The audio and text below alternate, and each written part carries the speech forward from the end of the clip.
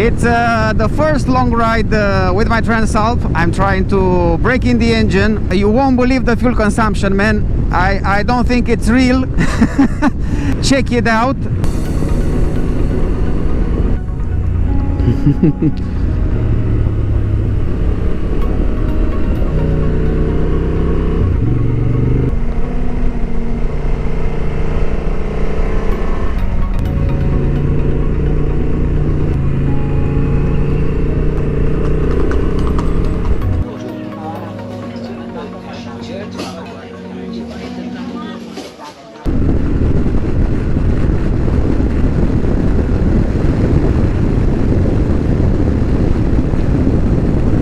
It's the first long ride with my Transalp. I'm trying to break in the engine.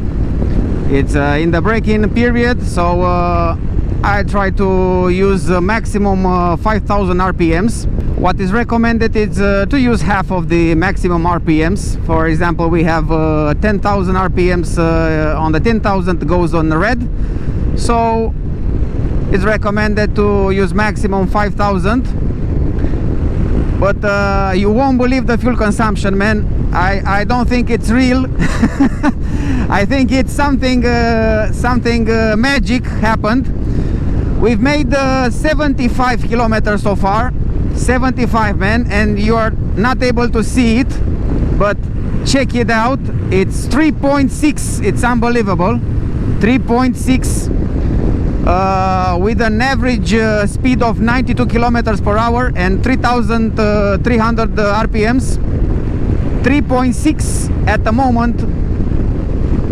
For example, when I'm cruising, when I'm going on my trips, there is no intention from my side to go faster than 90-95 kilometers on a normal, let's say, like a cruising speed. So for me, 95, it's perfect. I like to admire the landscape. I like to be able to react on the surprises from the road.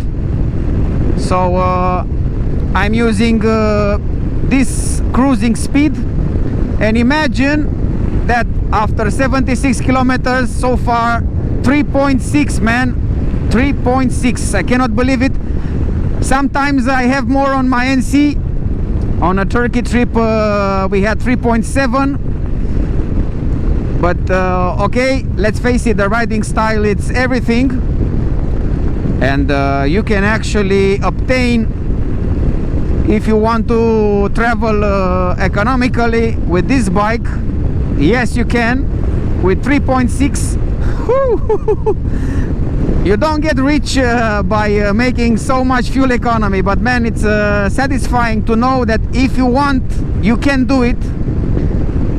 You can obtain an amazing fuel consumption out of this bike, but you need maximum 3,500 RPM, something like that. I think this is the cruising speed and the cruising RPMs. And we have this beautiful road close to Bucharest. We're heading towards Kina. The bike is so comfortable. I mean, it's the riding position, it's perfect. I'm also using the quick shifter. It's yeah, it's addictive because it changes absolutely perfectly sharp. I cannot even imagine. I'm coming from a DCT gearbox. I'm not planning to go back soon to the DCT, but man, with a quick shifter, you feel like you have the DCT on this bike. So man, quick shifter, definitely a must-have for this bike. It works like a charm. It's absolutely perfect. The riding position is very comfortable, and the bike takes the unperfect road with ease, especially on this tarmac. If I will compare it with my previous NC, it's totally uncomparable actually. We're speaking about a different bike completely. You don't feel actually anything. We're gonna speak about the front suspension also, because it's adjustable with a preload.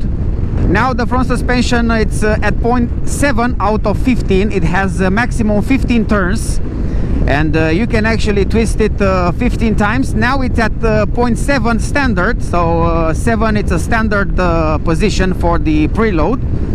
I would leave it like this for the moment, but I'm intending to put it one or more, I think 1-2 rotations more. I was expecting this bike to be quite well done, quite well made, but I was not expected to be suited for me in such a way. I mean, everything seems to work just impressive, starting from the gear shift, the fuel consumption, the handling, the riding position, the wind protection. Yeah, maybe I'm a little bit subjective here, and it's somehow normal, but this is the reality, at least from my side. I don't want to over exaggerate with these positive things, but it is what I think. So it's I think it's normal that I share with you my impressions. You can also ride it and make your own opinion. Don't believe me, you can also ride the bike and make an impression for yourself. But man, until now it's more than a pleasure to ride this bike. And remember, I'm coming from a DCT perfect bike. The Honda NC was quite an impressive bike, easy to ride, easy to maneuver, and don't forget, this bike has a 21 front inch wheel, different dimensions, different cycling. And check out this road. We've never been here. It's a side road which we found, and we wanted to take advantage of it today, and also try to make the braking for the engine, because I really like to make a proper braking in. 1,000 kilometers need to be done until the first service, oil change, filter change. Yeah, it takes these potholes quite nice.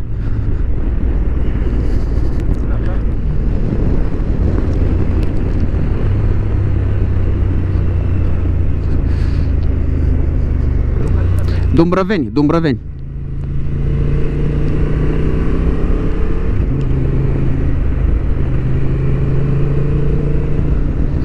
What a pleasure, man, what a pleasure to ride this bike on these twisties.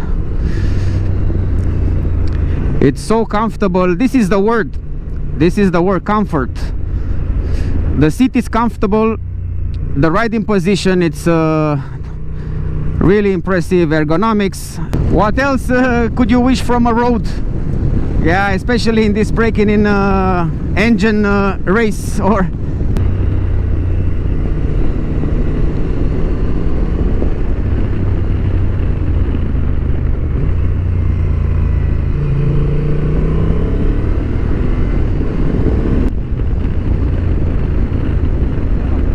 da.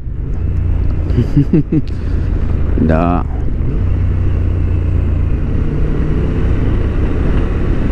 Eu am fost odată, de asta am și ales drumul ăsta.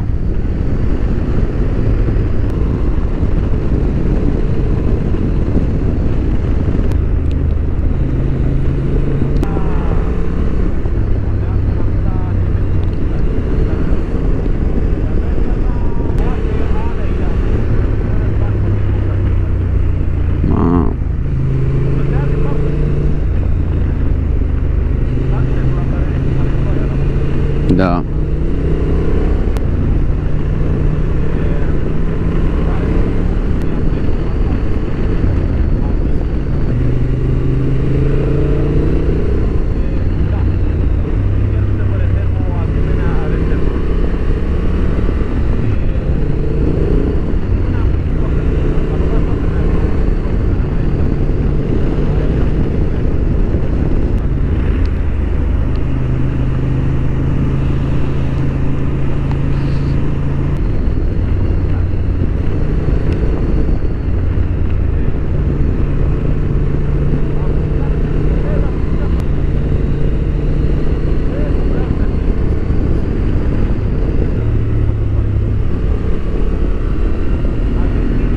The riding experience consists of many things, like how the bike is handling, the gear shifting, the riding position, the ergonomics, the suspension, everything all put it together makes a very pleasant riding experience for someone who actually comes from a smaller bike.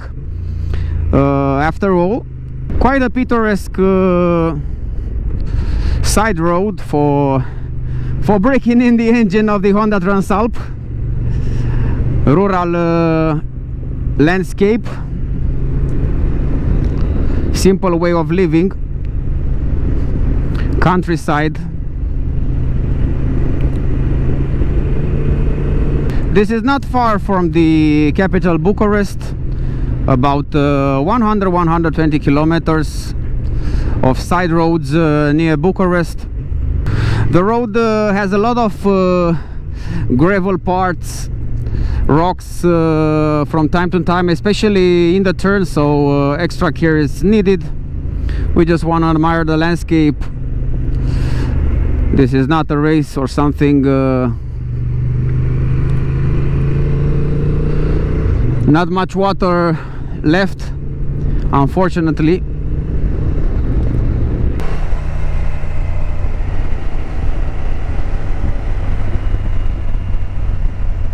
The engine brake, it's quite impressive. It's set up to 3 out of 4 for the moment.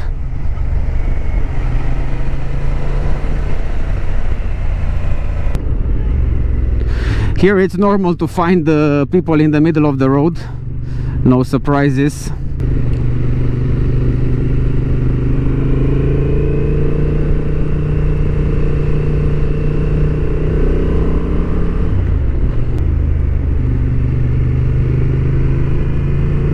Interesant. Quite an interesting portion of the road. Quite a steep uphill.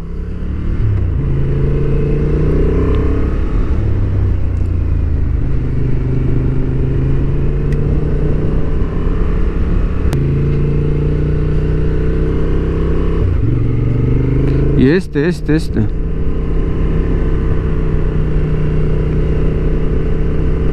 I remember I've did this road with the NC a couple of years ago. It's quite interesting. I think it climbs until a panorama place. Here, yeah. Here you have a view to the hills.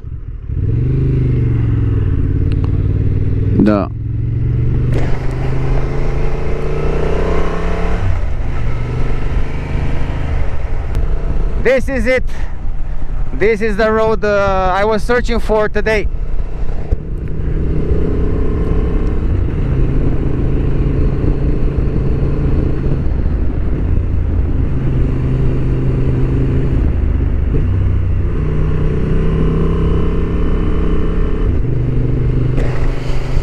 Wow!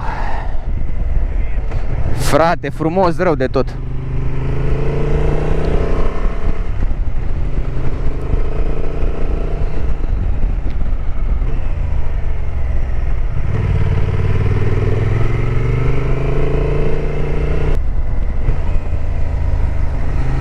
Man, again, the quick shifter does perfectly its job. If you're riding more sportive, I think it's a real blessing to have it.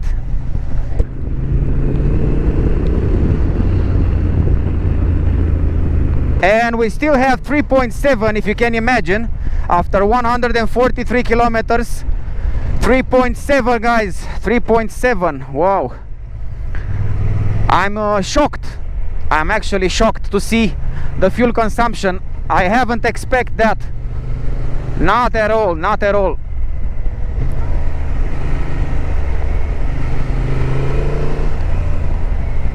The road is very narrow. We really have to watch before each turn.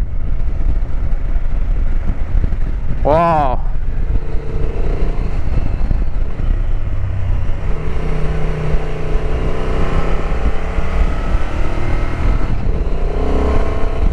This was quite a pleasure, taking some fresh air climbing these hills. And now we're heading to Kina. It's a nice little town, very well positioned just before entering to the mountains, to the Prahova Valley. This one, this city is very well positioned. Uphill, downhill, everything to enjoy these turns, everything you need.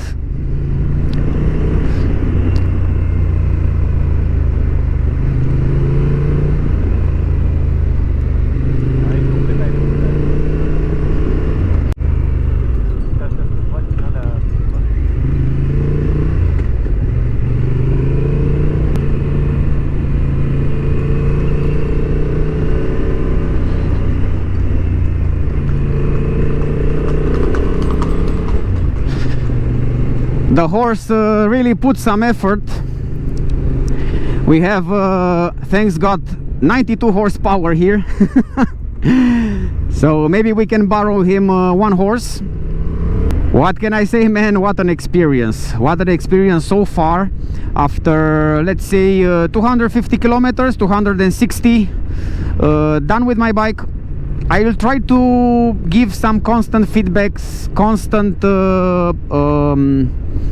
tips about what's going on with the bike, what are my impressions, because it's very difficult to make a review in couple of hours, and you know, you cannot put too much information in such a short time. So I prefer to give you this information after riding, and afterwards at the end take some conclusions. I think it's really important, because a first ride is a first ride. Few hundred kilometers, they don't give you too much information about the bike, so it's better to receive this feedback from an owner, from a person which actually rides this bike daily, and you have a proper feedback. Of course, don't listen to me, try the bike yourself. Kina, it's a very peaceful city. It's many people, they don't give too much importance when passing to the mountains. They don't stop here, but this is such a peaceful and clean city, nice positioning close to the hills, and before entering in the mountain. This city actually, from all over Romania, is the city with the most sunny days per year. So here you will find there are the most chances to find a sunny day during the year. This city has the most sunny days by statistics because of its position. And also here in this area there are some motocross tracks, some mountain bike tracks, a lot of things to be done here. We'll have to come back to make a proper riding also here. This is a place for, so to speak, one of the most wealthy people around here. Yes, this is this guy built a park here, build some infrastructure, and people are taking advantages of it. He has also a restaurant where we're gonna go now, and the first stop to Toscano restaurant here in Kina. 3.8 fuel consumption so far after 156 kilometers, and looking forward for the next part of the trip.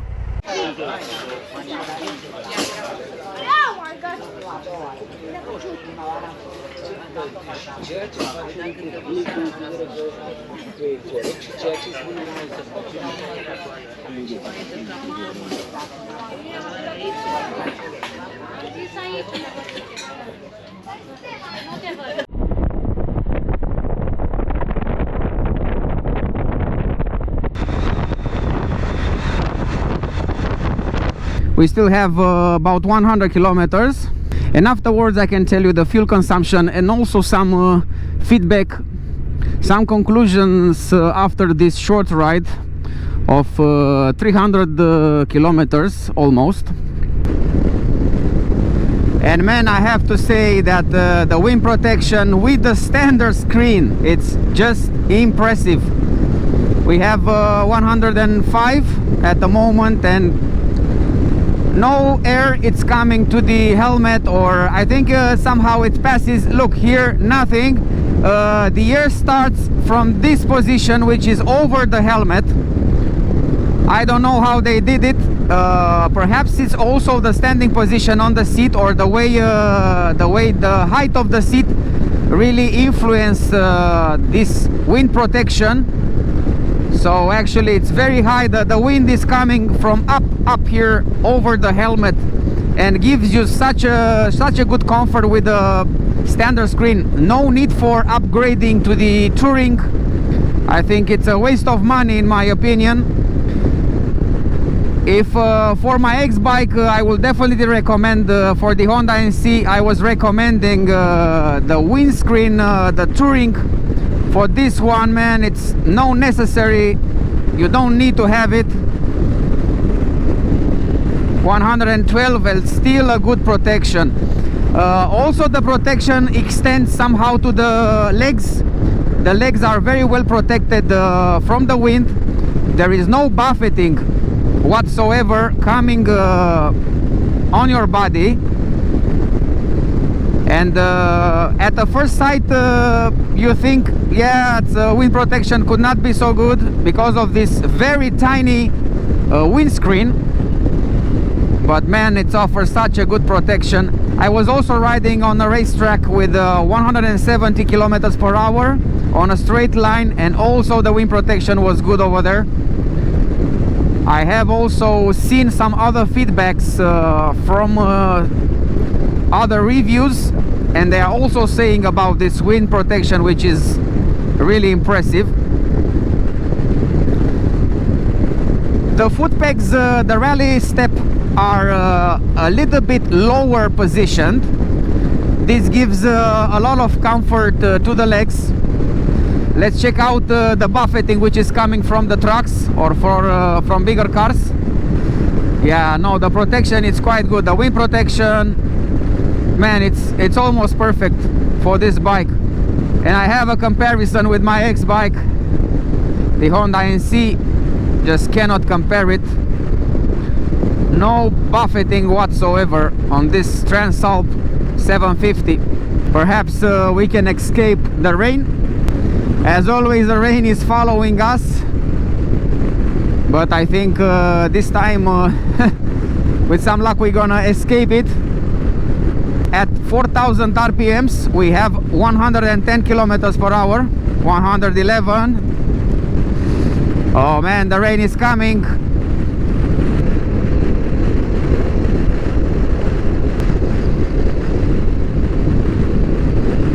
The first fuel line dropped after 189 kilometers.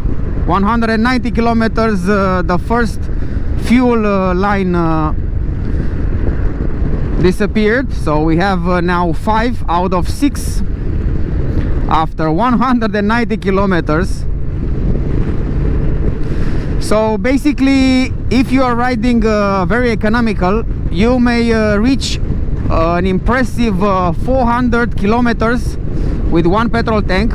I was laughing about these handguards. Actually, I was laughing because they are from plastic, but man, they offer quite a good protection now that I can ride with them on this express road.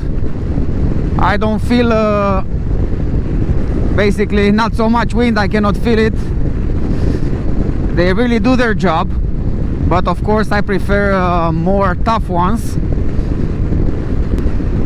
Anyway, the hands are quite protected by these handguards, these plastic original handguards. To ride fuel efficient, I suggest you ride from 3,500 RPMs until 4,000, 4,200, something like that. This is the most fuel efficiency RPM range. As much as I could notice after this 218 kilometers done. 3.7, which is quite impressive. I don't know if you can see from the phone. 3.7 It's yeah, it totally exceeds my expectations regarding the long travel fuel consumption. So what else can you wish, man? If you want to push it, make sure that you will be 100% sure that it will overpass 4.5. But until now, with 2-3 push-ups, takeovers, we have 3.7. What a fuel consumption, man, for this Honda Transalp, which is in the break-in period. So I'm expecting even better efficiency afterwards. But again, this you have to take in consideration your weight, your luggages, if you're riding with the pillion or not, and also take in consideration the riding style. And of course, I try to present you both alternatives. For sure, if you want to push it more, expect more fuel consumption. And what else? You ride with 100 kilometers, 105, 110, and you have a nice ride. You can enjoy the landscape, you can take a look left, right, you can actually prevent and react to the traffic environment. As you can see, I'm in a user mode with the power put to the minimum. This also can make a difference. It's a thing which I forgot to mention. So we have the power on the user mode set to 1 out of 4. I don't think I need more at the moment. I don't need more power than 1 out of 4 for the beginning. And with this setup, with this user setup of the power, I can ride perfectly accordingly to my riding style. Maybe you will ride faster. 252 kilometers, 9.4 liters fuel consumption, and the average fuel consumption is 3.7. Wow, 3.7 with 4 hours and 30 minutes travel time. Yeah, man, this is impressive. 3.7. I just cannot believe it. And this is real. No cheat codes around here. 3.7. Wow.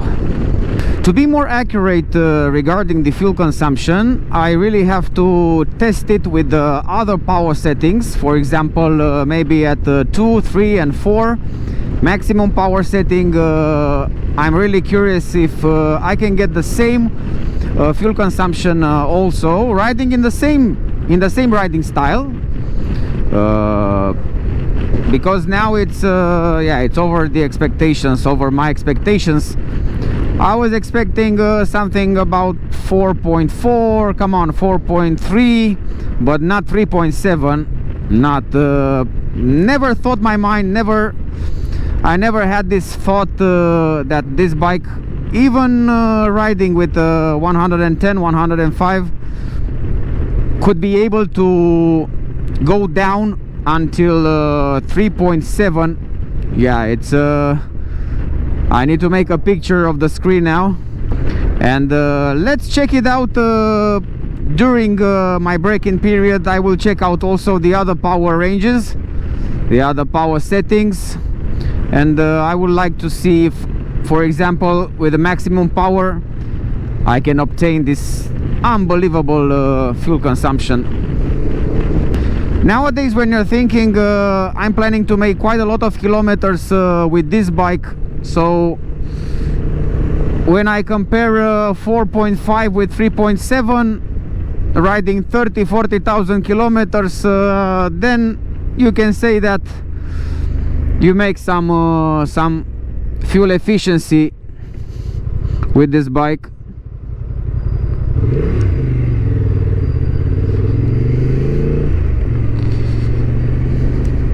So as you could saw for yourself, it's actually depending quite a lot of your riding style. If you don't push the bike too much, if you're riding normally accordingly to the road regulations and according to the real life riding conditions actually, then you saw that it's not a big deal actually